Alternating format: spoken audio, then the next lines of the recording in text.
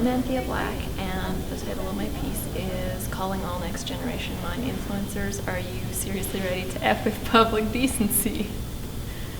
And it's a limited edition poster project for the Museum of Contemporary Craft and the City of Portland.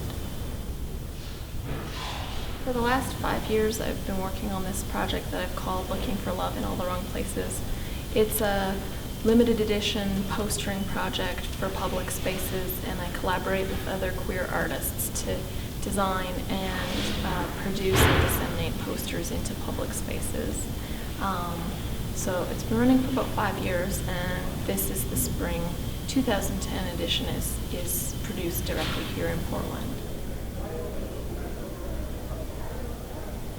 The postering project really came out of my roots as a queer person and as a woman in Alberta, which is pretty notorious in Canada for having a conservative, very conservative spin on how things are.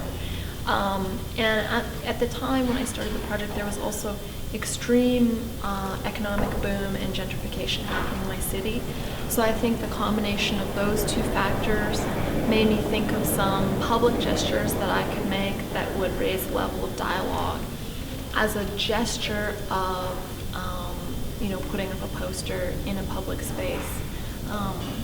My intention is to sort of disrupt the kind of things that you might see in public spaces as they are, which could be advertising or gig posters or other kinds of political posters, or to kind of start that dialogue where there might not necessarily be much of a visual texture in the city.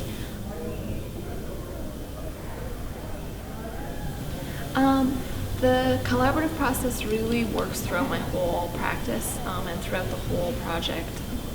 At the beginning of the project, I commissioned a Canadian artist to design an alphabet. So her name is Anthea, and she works a lot with textiles in her work and with cross-stitch in her work. She designed an entire alphabet that was based on that pattern, and then I used the alphabet to design a poster that we're producing with Christy's class. So he has 10 students in the intermediate screen printing class, and we're working together to print the posters. The way I want to engage with Portland is also through the lens of this show and what a gesture of resistance could mean, and how printmaking has been used as a political tool, and how I can engage youth and students in that dialogue.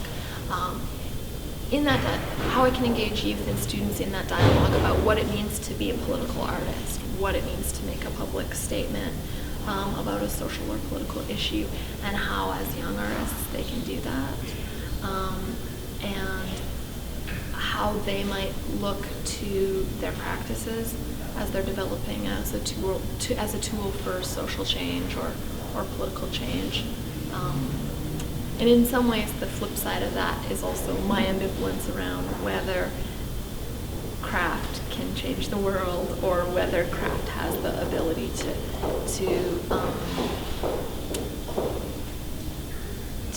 raise that kind of comment. So I think it sits somewhere in between.